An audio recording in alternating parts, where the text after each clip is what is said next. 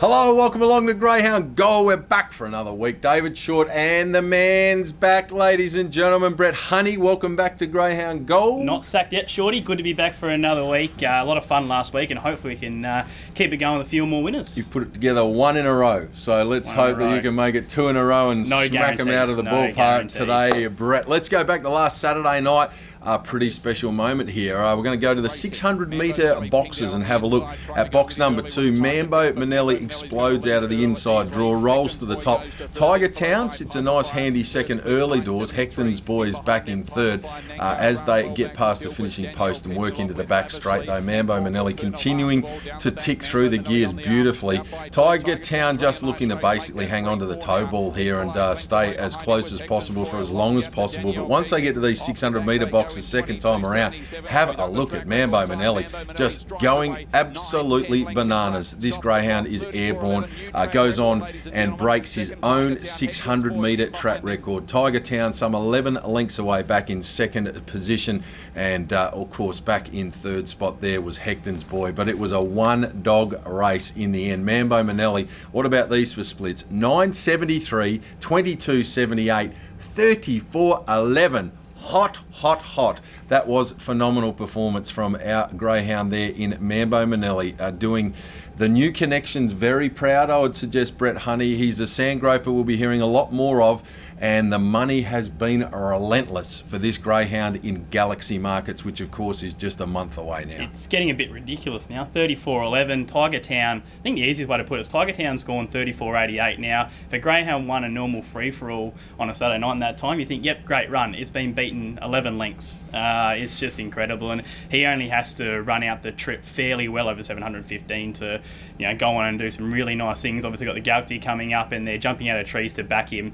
Would be no surprise whatsoever, and it's just exciting to see greyhounds. We've been waiting for a stayer to really take control of the 715-metre trip and be that number one seed. Maybe we've got it here in Mambo Manelli. Well, if it gets the trip, no doubt about it. Of course, Flake Manelli and Zach Manelli have been the two greyhounds in more recent times that have been there. We've got We the People, of course, as well, that's back in WA this week. Great to see. Cassis Belly's been going really well. Coffee Cutie was a hot run down at Mandurah as well last Friday night. So there's some really nice stayers building towards the Galaxy. Potential for Tommy Shelby to having a farewell tilt at the Perth Cup. Of course, Vice Group's back in the setup as well this Saturday night. So lots happening as we build up towards the Perth Cup and Galaxy. Heats on the 12th of March, final night 19th of March. Make sure you make your bookings and get along to what will be a huge carnival here locally. Let's get into the business of finding a few winners for this weekend. We're going to go down to Mandurah on Friday night for my best bet there. Race 10, number 2, Got the Hammer. Now, Got the Hammer, Brett,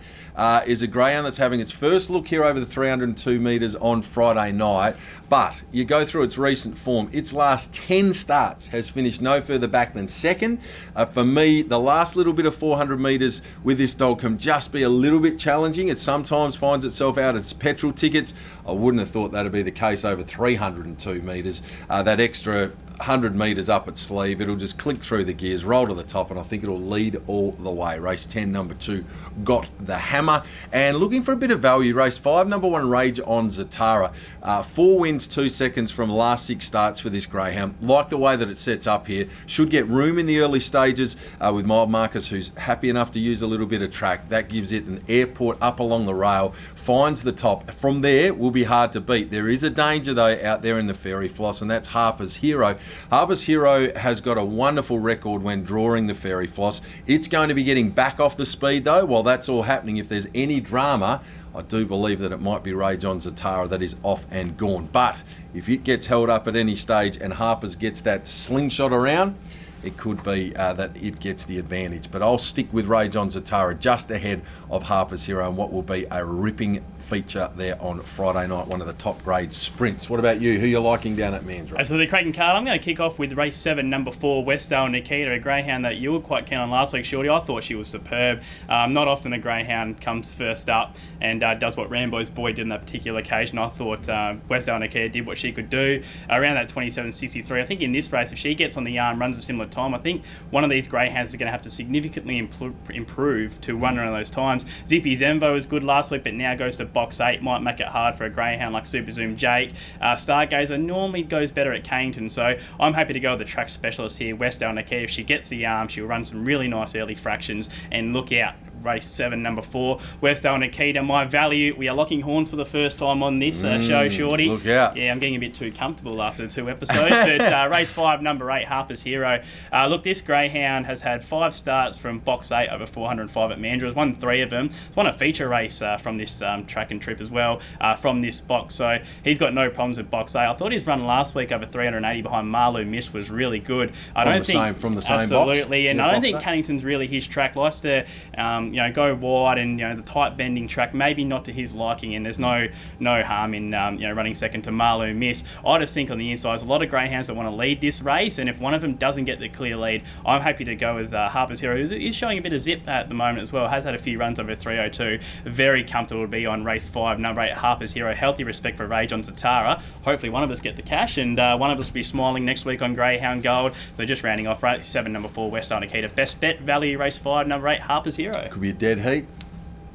And then we just have to shake hands and move on with the half. Quinella, yeah, I think it's a nice Quinella play. Absolutely. Great exotics race, actually. It'd be nice and combine even. the two together. Let's get the Wonder Twin powers working then on Friday night, Brett. Let's get to a Saturday night, Cannington.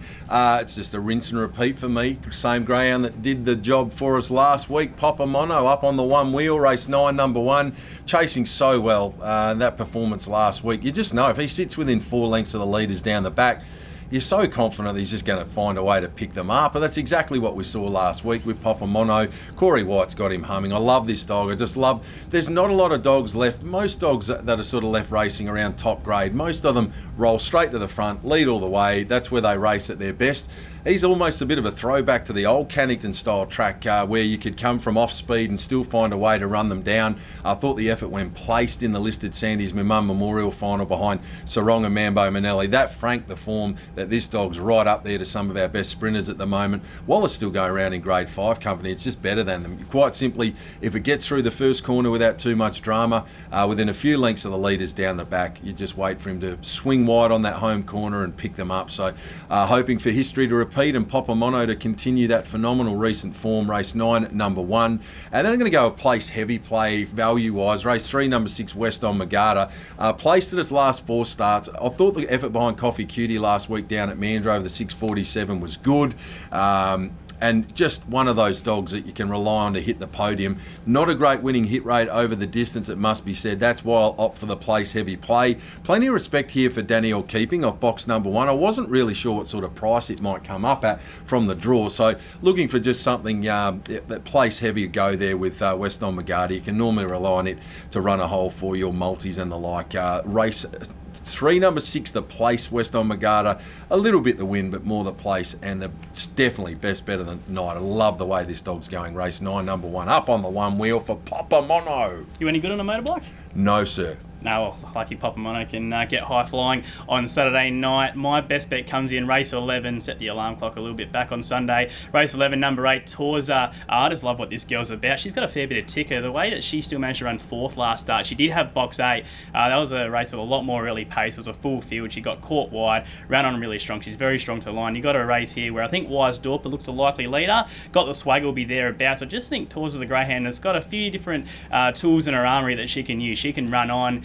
She can lead and win, those kind of things. So I'm pretty happy in a small field to go with Torza was my best bet. I think she's got a bit about her, and I'm very confident in grade 5 company she can get the chocolates on Saturday night. My value comes up in race 8, number 8, Lacrimosa. Plenty of flary floss in there. I was about to say, there's a recurring theme here, Brett. Absolutely. There's a lot of the floss, and I don't mind it. Absolutely. I don't mind it. The old Molly Ringwald I'm just trying to keep you happy. I like it. So far so good. And I just think this is a race where there's plenty of speed in boxes 1 through to 4. You got Bravo Manelli on the inside from box 1, likes to get wide on the track, stepping up to 520. Lacrimosa likes to be wide. I think it's a big key where you can get greyhounds that are nice and strong that run on. If they can get to the part of the track where they're very comfortable to be, you can be pretty comfortable. We saw Papa Mono from box 7 last start do a similar thing. Lacrimosa from box 8 doesn't need to lead to win. Can get wide on the track. Is as strong as any of these to the line. Not really sure what price she will be, but she's definitely my next best on the card. That's race 8, number 8, Lacrimosa, along with my best at race 11, number 8, Torza. Very nice. All about the pink for our man Brett Honey for this week. Brett, very good work. Second crack at the title. Kicking along quite nicely. Yeah, just trying to kick along. Trying to keep up with you. The amount of winners you're throwing up at the moment, it's unbelievable, mate. So if I can get half as many as you, no, we don't need luck. We just need to keep doing the form and we'll be right, mate. We'll do our very best. Let's hope there's more winners to come out of this week's edition. Hopefully you there tuning in are all set for a big weekend. Brett, we'll be here again this time next week for another big edition of Greyhound Gold!